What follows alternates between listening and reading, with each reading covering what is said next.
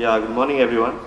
And it gives me a great pleasure to announce that the launch of the game course that we have today. And I'll just give you a little brief behind actually how this game course has come up. At the time of point when I was working with FX Labs, we were working on some outsourcing projects as well as Indian project. So when we had to recruit people for working on those projects, that was becoming very difficult for us to get the right set of manpower which could actually work on those projects. So that was an idea where me and a few people along with me, a few friends of mine who had this sort of a thought like, why there should not be a course which can actually train people, and so that we don't have to really struggle so much in the studio. They can straight away, they can come and they can start working on the projects. So we had started working on it, and it has been like almost, let's say, close to 2.5 years that this particular thing has gone into the research work, and finally this course is the result of it. So now I'll just take you through briefly through the entire what we have in this course and why do we have that. Now just give you an idea about what is the production pipeline, what you have in gaming. This is something similarly the way you have for your animation films also. I'm sure there will be a lot of students of MAC here. Can I know who are the people who are actually not part of MAC? Alright, I do have a lot of people who are as freshers here, probably they want to know more about it. So this is a production pipeline what you have for gaming, where you have your pre-production. Now how it starts is normally you come up with an idea, and the person who has to give an idea is not necessary he needs to know about your programming or probably other things. It is like just sort of an idea. If you might be interested in making a film out of it, or probably it might get into game as well. So point is, a designer, the person who gets an idea is called as a game designer, and he gets an idea, he comes up, probably he might pitch to a company, okay, this is sort of an idea, he might come up with a game design document as well as a prototype of it. But now prototype is something, let's say it is a very small piece of a game which people normally make, but an individual, it's difficult for an individual to make it. So you might have a team of the people who have done that prototype itself to take the entire game through. So once the idea has been done, then prototype, then after that the entire work gets into your production. In your production you start with your storyboarding, concept art, then modeling, texturing, rigging, animation. Then you have your level design, then you have a level designer. Normally in India what's happening is a level designer is a person who normally makes a level. Now level is what, it's just like your chapters. When you're playing a game, you finish one particular level, then you move on to the next level, third level, fourth, and so, and finally it'll be your boss battle or something, the final fight. So you have normally the level designers, what the people we are having in Indian studios, they are doing your editing as well. So that is basically they are compiling the entire work into the game engine. Then you have programmers. Now what kind of programming is required and why it is required? The basic point is why programming is actually required. So just to explain this in a very, let's say, crude words or probably simple words, it's like this is a tool which is used to run the game engine. In fact, I would say, let's say an example, I'll just try to compare to game engines. A Torque is a game engine on which we had worked, we were making that Gajni game. But apart from that, there is another game engine which is UDK, as you just saw. So publishing right for your Torque are like 50,000 rupees. You can publish a game on it, but when it comes to like UDK or Unreal 3, it would take close to like 8 crores to publish a game on that. So when it comes to making Indian games, that is again a big challenge because the people are not ready to put in that much of money. So I'm sure there will be a lot of questions people want to compare why we don't have Indian games like Crysis or let's say COD4. But point is not that. In India, there are a lot of studios who are actually contributing to all these games. So, but that is happening on the basis of, let's say, art, texturing and all that, but not actually coming up with the design or, let's say, the programming part of it. But yes, majorly towards the art part. That is why, that was another reason why this particular course has been launched. So then, once you're done with your production here, then you move on to your testing. Now, testing is again, now why do you do testing is basically whenever a game has to be released, it is very important that you test it first. Because you don't want your consumers to face with crashes and all. I mean, that'll be quite embarrassing, and if one person is experiencing this, then he'll actually tell this thing to 10 more of his friends that don't buy this game, this is going to crash at that particular point. So again, these are the things that normally people have to avoid. So in your testing phase, people go through, the testing department goes through the entire, they play the game throughout the day and night, and they come up with all the bugs and all, and then it's like a feedback, and they fix it and then they release it. Then that's your final release.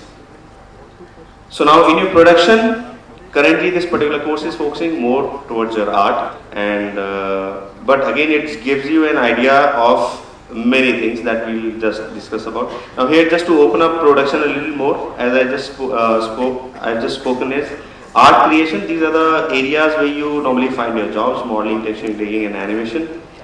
And then in your integration, level editing and designing. Now what is, basically there is no education existing as such for your level editing or designing. So what happens is, normally once people are inclined towards learning something new, let's say an artist, probably somebody was a modeler or a texturing artist, they are inclined in compiling the assets in your game engine. So basically what they'll do, they'll start learning your softwares. The game engine is a particular software. So what they do, they start learning those softwares and they start editing levels and all. So they move up into a little bit more of your technical line. That is what the scenario is in India, that is what I'm telling you.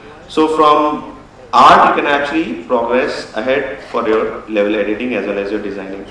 Then you have your programming, that is basically developed. Just to talk a bit on this, how do normally studios make a choice of what kind of game engine we should use and why?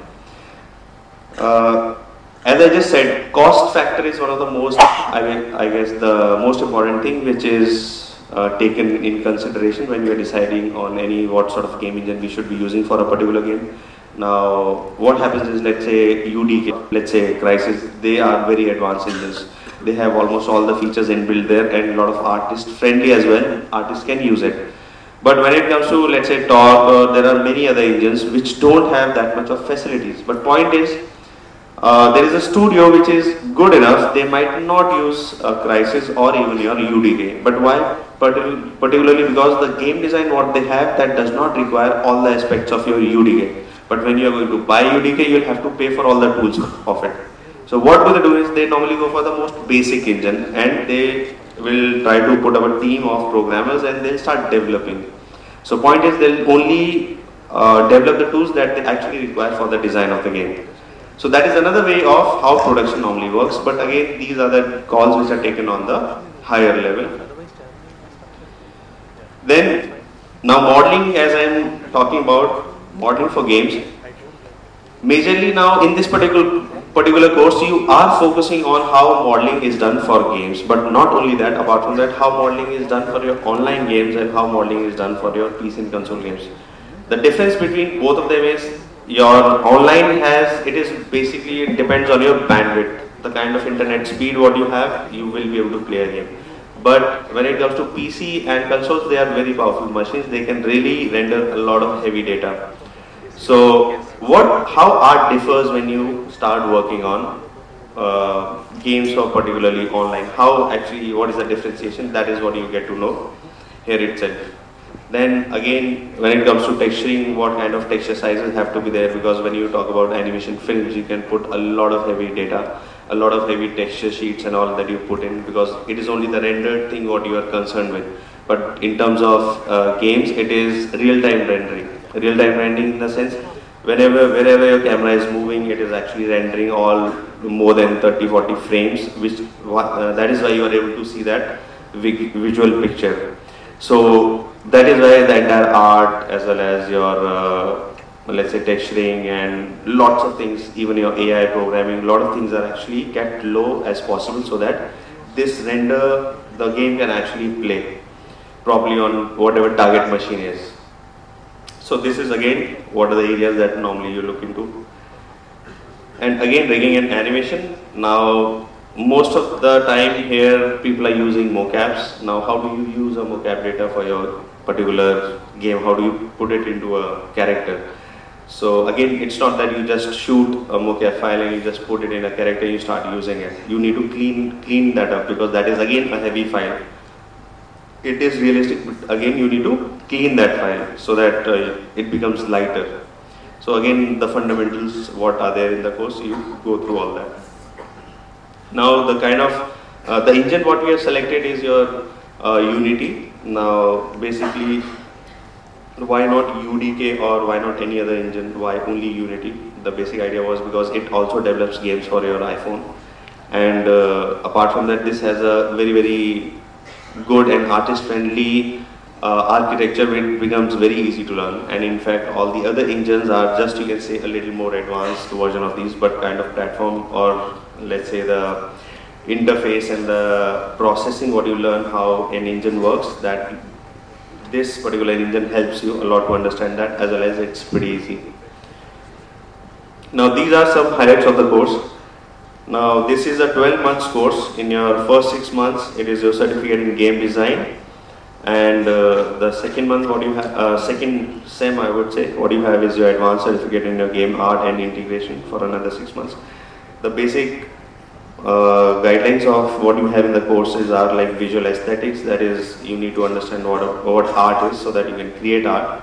Game design, how normally, what is a game design and how do you work towards it. Theory, what is a game theory. Then you have case studies of different games in that.